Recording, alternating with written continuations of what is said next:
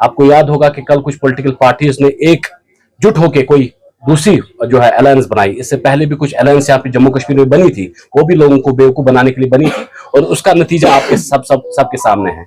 कल जो जमातें आपस में आई है, उनने भी कल एक अलायंस बनाई है। अगर आप उन सबों का बैकग्राउंड देख ले, उन सबों ताकतों का, उन सबों बैकग्राउंड का, वो पिछले 30 साल से जो है जम्मू कश्मीर में वीरान, जम्मू कश्मीर की कब्रिस्तान सजाने में उनने कोई कसर छोड़ी नहीं है। आज उसी सिलसिले पे आज हम बात करने के लिए हमारे साथ है अल्ताफ साहब, तो मैं उनको दावत देता हूं कि वो आज की बात रखें। शुक्रिया सजाद साहब। साथियों, गर्मी के इस मौसम में और एक शॉर्ट नोटिस में आप यहां आए, आपका बहुत बहुत शुक्रिया। जैसे कि हम सभी जानते हैं और आप भी जानते हैं कि कल एक पीपल्स अलायंस फॉर चेंज के नाम से एक नई जो अलायंस जम्मू कश्मीर में बनी है। थोड़ा सा अगर हम बैकड्राफ्ट में जाएंगे तो इसी तरह की एक अलायंस गुपकार अलायंस यहां बनी थी, और आगे चलकर गुपकार अलायंस का क्या हाल हुआ सभी जानते हैं कि गुपकार अलायंस टूट गई, क्योंकि उनके पास कोई एजेंडा ही नहीं था और उन्होंने जो काम की वो नेशनल जो इंटरेस्ट था उसके खिलाफ उन्होंने काम की है। कल जिस तरह से ये अलायंस वजूद में आई, हम समझते थे कि कोई नई बात लेके वो सामने आएंगे और कोई नया जो आइडिया है वो जम्मू कश्मीर के अवाम को देंगे, खासकर जो कश्मीर के अवाम को देंगे। लेकिन फिर वही राग अलापना 370 और स्टेटहुड। बार बार हम इस बात को दोहरा चुके कि 370 हिस्ट्री बन चुकी है और 370 किसी भी सूरत में वापस नहीं आएगा, क्योंकि जो लोग मरते हैं, जिनकी मौत होती है, जिनकी डेथ होती है, जिनको कब्र के में सुलाया जाता है, कब्र में दफनाया जाता है, वो कभी आते नहीं। और ये वो वाहिद मैयत थी जिसमें मुख्तलिफ रंग का जो कफन है उसको पहना के उसको जमीन के अंदर गाड़ दिया गया था। नेशनल कॉन्फ्रेंस ने बार बार 370 की वकालत की, कांग्रेस ने वकालत की, पीडीपी ने वकालत की, लेकिन वो पार्टियां भी जानती है कि 370 किसी भी सूरत में वापस नहीं आएगा। जिस तरह से कानूनी तरीके से पार्लियामेंट में इस पर बहस हुई और पार्लियामेंट ने इस आर्टिकल 370 को रिवोक करके जम्मू कश्मीर को पूरी तरह से यूनियन ऑफ इंडिया में मदगम कर दिया है। और 370 कैसे वापस आ सकते, पहले ये लोगों को बता दे कि ये 370 का राग जो इस नई अलायंस ने अलापना शुरू कर दिया। हमें ये बताइए कि पार्लियामेंट में क्या इनके पास इतनी मेजॉरिटी है कि ये 370 को वापस ला सकते हैं, और खाली जो इख्तियार है वो 370 वापस लाने का वो पार्लियामेंट में, और पार्लियामेंट में इसके खिलाफ वोटिंग होती है।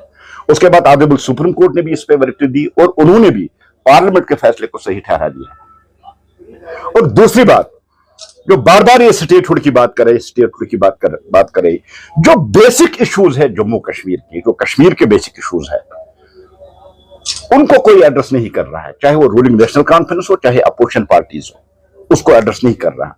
जैसे कि आप सबको पता है कि जब उमर साहब चीफ मिनिस्टर बने थे, जब उन्होंने ओथ उठाई थी, अपने मैनिफेस्टो में उन्होंने कहा था 12 गैस सिलेंडर्स, या जिस तरह से बिजली, या जिस तरह से दूसरी चीजें, सब में वो फेल हो गए। और वो भी आज स्टेटहुड के नाम पे लोगों को वर्गिला रहा, लोगों को बहकाने की कोशिश कर रहा कि मैं रिजाइन कर दूंगा, करते ही नहीं है, क्योंकि पावर का नशा है, वो नहीं करेंगे। इसी तरह से कल जो नया अलायंस यहां वजूद में आया है, उन्होंने फिर 370 और स्टेटहुड का राग अलापना शुरू कर दिया और एक नाम दे दिया है कि जम्मू कश्मीर की चेंज के लिए। हम चेंज चाहते थे कि जम्मू कश्मीर की डेवलपमेंट, जम्मू कश्मीर की तरक्की और जम्मू कश्मीर में जो बर्निंग इश्यूज है उनको उठा के शायद वो जम्मू कश्मीर के लोगों के लिए लड़ाई लड़ेंगे।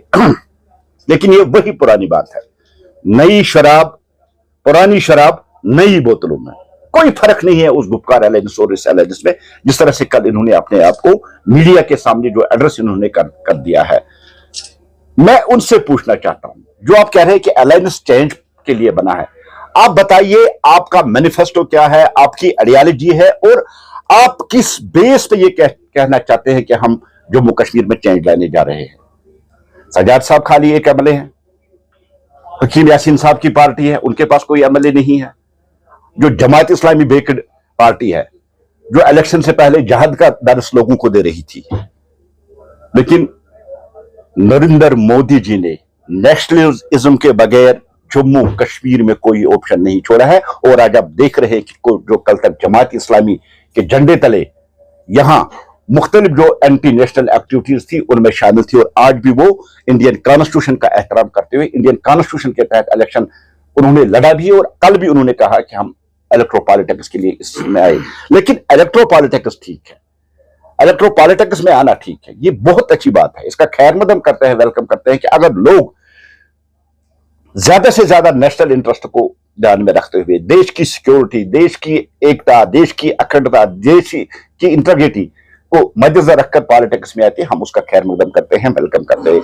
लेकिन फिर अब एक बार लोगों को उसी लाइन पे लेने की कोशिश की जा रही है कि 370 को वापस लाएंगे, स्टेटहुड हम देंगे। स्टेटहुड देश के प्रधानमंत्री जी, देश के होम मिनिस्टर जी की कमिटमेंट है कि मौजूद वक्त पे आपको स्टेटहुड मिल जाएगा। एक बार नहीं, 6 बार देश के वजीर आजम ने कश्मीर की धरती पर ऐलान कर दिया है कि मौजूद वक्त पे आपको स्टेटहुड वापस दे दिया जाएगा।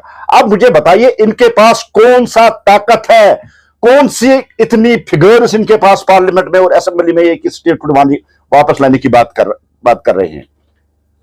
मैं आपकी वसादत से जम्मू कश्मीर के अपने भाइयों बहनों आवाम से यह गुजारिश करना चाहता हूं, Modi ji man of commitment है, जो वो कहते हैं वो करते हैं। अगर उन्होंने कहा कि जम्मू कश्मीर को मौजूद वक्त पे स्टेटहुड मिल जाएगा, तो आप मान के चलिए जम्मू कश्मीर को स्टेटहुड मिल जाएगा। और जहां तक 370 की बात है, जो मैयत 370 मीटर नीचे जमीन के अंदर गाड़ दी गई हो, वो मैयत वापस उठ के नहीं कहेगी कि मैं जिंदा हूं और फिर कश्मीर में चलना शुरू कर देगा। इसका सीधा सा मतलब है कि 370 खत्म हो चुका है, मर चुका है, उसकी हड्डियां तक गल चुकी है जमीन के अंदर, वो किसी भी सूरत में वापस नहीं आएगा। ये वही धोखे की राजनीति है, वही धोखे की सियासत है। फिर एक बार जिस तरह से कश्मीर में हमेशा मजहब का तड़का लगाकर, रिलीजियस फ्लेवर इस पॉलिटिक्स में लगा के, 370 का तड़का लगाकर महज लोगों से वोट हासिल करने के लिए 370 का राग अलापना, इस जो नया एलायंस है इसने भी इस बात को शुरू कर दिया। मैं आपकी वसादत से लोगों से कहना चाहता हूं, भारतीय जनता पार्टी दुनिया की सबसे बड़ी पार्टी है, देश की सबसे बड़ी पार्टी है, जम्मू कश्मीर की सबसे बड़ी पार्टी है। अगर इस बार देखेंगे तो सबसे बड़ा वोट शेयर जो है वो भारतीय जनता पार्टी को मिला है। मैं लोगों से अपील करता हूं, आपकी डेवलपमेंट, आपकी प्रॉब्लम्स, आपके हितों के लिए अगर कोई काम करती है वो भारतीय जनता पार्टी करती है। ये जितनी भी पार्टियां, चाहे वो अलग अलग हो, चाहे वो ग्रुप बना के एक साथ भारतीय जनता पार्टी के खिलाफ लड़ी है, और उन्होंने हमेशा हर फ्रंट पे, हर महाज पे शिकस्त खाई है। ये भारतीय जनता पार्टी का मुकाबला नहीं कर सकती है। भारतीय जनता पार्टी वो वाहिद पार्टी है जो जम्मू कश्मीर में विकास, जम्मू कश्मीर में अमन और जम्मू कश्मीर की तरक्की को यकीनी बना सकते हैं। वो आपने देखा 2019 के बाद जम्मू कश्मीर की तकदीर और जम्मू कश्मीर की तस्वीर बदलने वाले देश के प्रधानमंत्री आदरणीय नरेंद्र मोदी ने करके दिखाया है। आज आपने देखा यहां वंदे भारत तक आप शुरू की गई, यहां आप देखिए कितने बड़े बड़े प्रोजेक्ट्स कर दिए। अब डेवलपमेंट और दूसरी जो बर्निंग इशू है, बेरोजगारी है, पानी, बिजली, चावल, मुख्तलिफ इश्यूज है, उन इश्यूज से लोगों का ध्यान हटाने के लिए फिर 370 और स्टेटहुड का राग अलापना शुरू कर दिया है। 370 से किसी का पेट नहीं भरा जा सकता है। पेट भरने के लिए उसको चावल चाहिए, पेट भरने के लिए उसको रोटी चाहिए। ये रोटी वो नहीं दे सकते हैं। जम्मू कश्मीर का अगर कोई भला कर सकता है, जम्मू कश्मीर का अगर कोई भला कर रहा है, वो देश के प्रधानमंत्री जनाब नरेंद्र मोदी जी और भारतीय जनता पार्टी करते हैं। भारतीय जनता पार्टी को कोई प्रॉब्लम नहीं है, कितने भी अलायंस बने, डेमोक्रेटिक कंट्री में रहते हैं, दुनिया की सबसे बड़ी डेमोक्रेसी है, मदर ऑफ डेमोक्रेसी हमको कहा जाता है। लेकिन भारतीय जनता पार्टी हर उस पार्टी, हर उस अलायंस के खिलाफ खड़ी होगी जो देश की इंटरेस्ट के खिलाफ बात करेगी, उसके खिलाफ खड़ी होगी। जिस तरह से 370 का राग फिर अलापना शुरू हो गया है, 370 दुनिया की कोई ताकत उसको वापस नहीं ला सकती है। भारतीय जनता पार्टी पूरी शिद्दत और पूरी ताकत के साथ जो ये गुमराहकुन नारे दे रही है, जो देश के खिलाफ काम जो पार्टियां करेंगी उनके खिलाफ खड़ी होगी। कोई क्वेश्चन है?